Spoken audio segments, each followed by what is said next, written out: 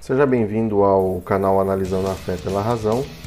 Faço um vídeo hoje com o título A Ironia das Campanhas pela Família nas Igrejas, das igrejas cristãs. Eu vou usar só o exemplo do Brasil. É muito comum, hoje em dia, até a Igreja Católica Apostólica Romana, as igrejas pentecostais, igrejas neopentecostais, igrejas neoapostólicas, até mesmo algumas igrejas com termos tradicionais, batistas, presbiterianas, metodistas, principalmente renovadas, utilizarem campanhas de curas, de milagres, de maravilhas, enfim, de prodígios dentro das suas instituições. E uma coisa que me chama a atenção é que qualquer pessoa, qualquer cristão vai alegar que quem fundou a igreja verdadeiramente, a igreja invisível, foi Jesus.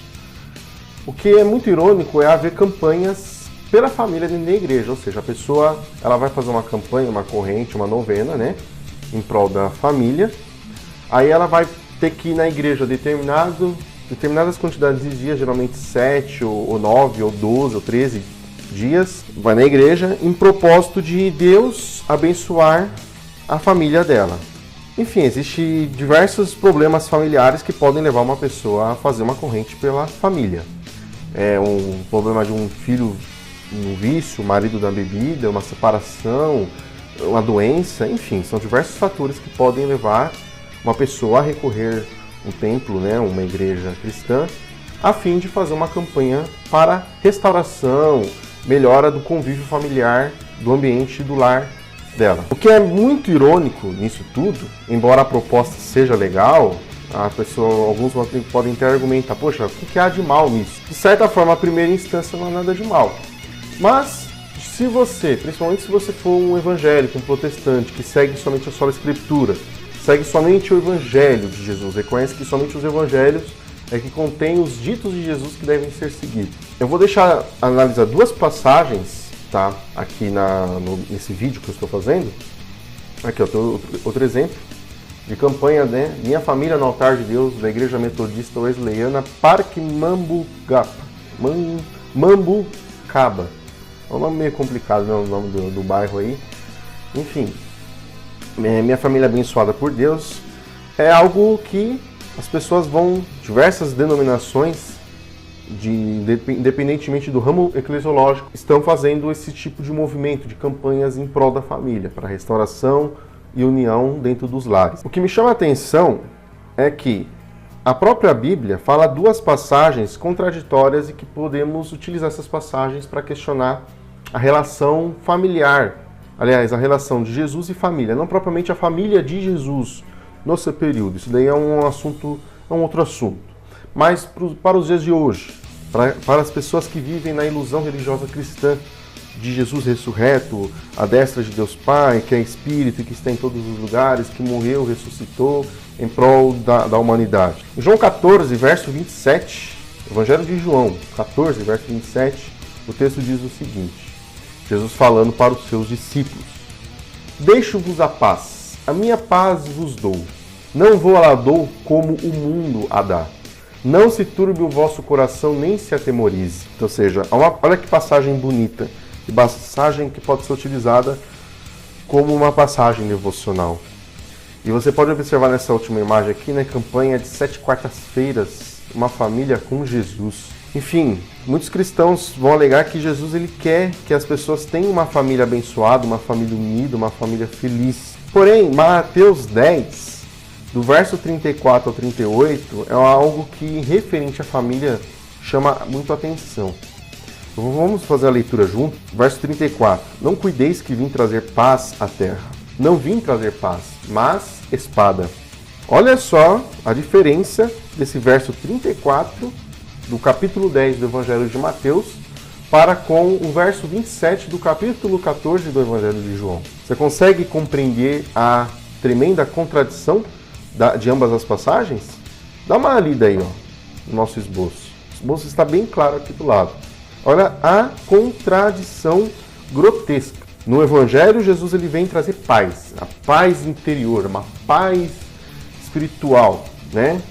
Não que o mundo dá, mas é uma paz superior, porque as coisas de Deus o crente interpreta como algo superior. E aqui no verso 34 do capítulo 10, Jesus ele já fala totalmente o oposto. Mesmo dentro dos evangelhos existem contradições, porque são autores diferentes. O autor do evangelho de João, ele tem uma visão universal acerca da pessoa de Jesus.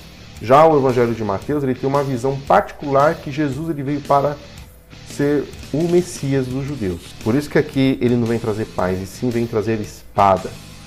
Vamos prosseguir a leitura aqui no verso 35. Porque eu vim pôr em dissensão o homem contra o seu pai. Olha bem atenção aqui, a questão, a relação que o texto vai ter com família. E a filha contra a sua mãe, e a nora contra a sua sogra. Verso 36, e assim os inimigos do homem serão seus familiares. Verso 37, quem ama o pai ou a mãe mais do que a mim, não é digno de mim.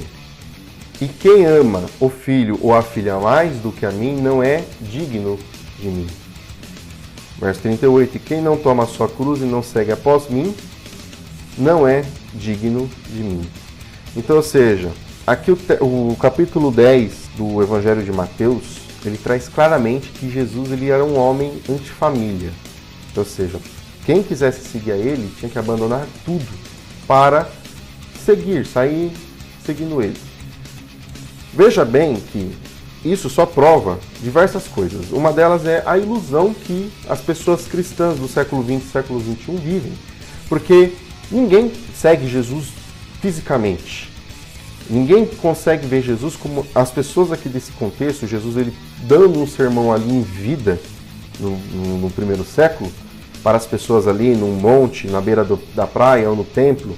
Enfim, as pessoas que acompanhavam a Jesus tiveram, de acordo com o que está narrado na própria Bíblia, tiveram um contato pessoal com Jesus.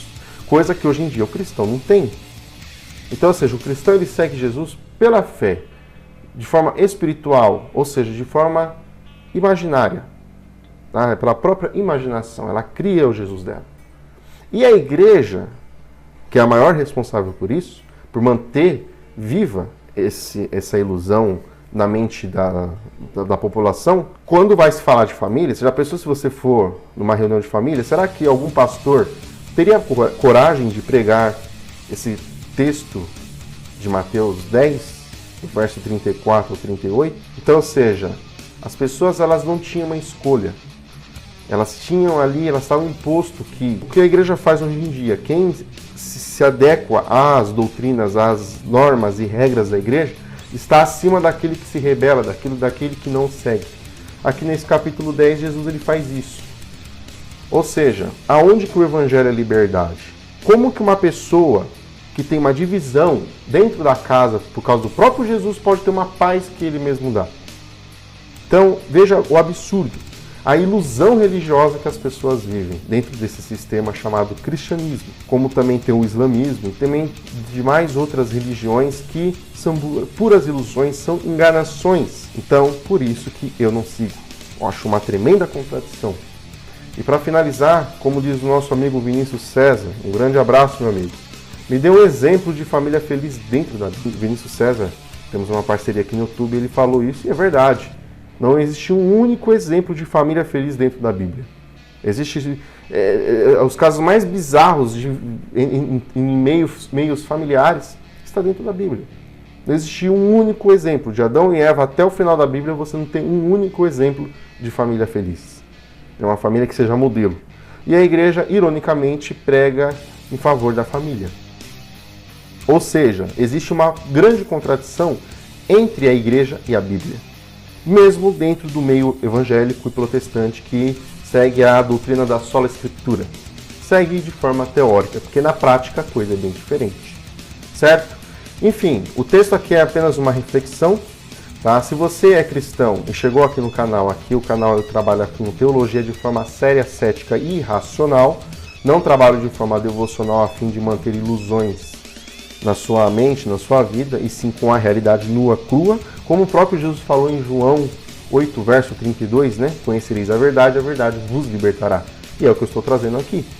Se você não concorda, se você é um cristão religioso e não concorda com os pontos expostos aqui, você tem todo o direito de nos comentários expor a sua não concordância com fundamentos. Olha, eu não concordo com você, você está errado, é assim, assim, assim, assado. E aí vamos criar um diálogo, um debate saudável, uma troca de ideias para que eu possa entender o porquê que você não concorda comigo, beleza? Enfim, independente de qualquer coisa, se você é novo aqui, gostou do material de outros vídeos, não deixe de se inscrever e dar o seu like, é importante para ajudar a divulgação do canal Analisando a Fé pela Razão a demais pessoas que ainda não tiveram oportunidade e acesso de conhecer esse trabalho que eu tenho feito, beleza? Agradeço a atenção de todos, muito obrigado, forte abraço e paz.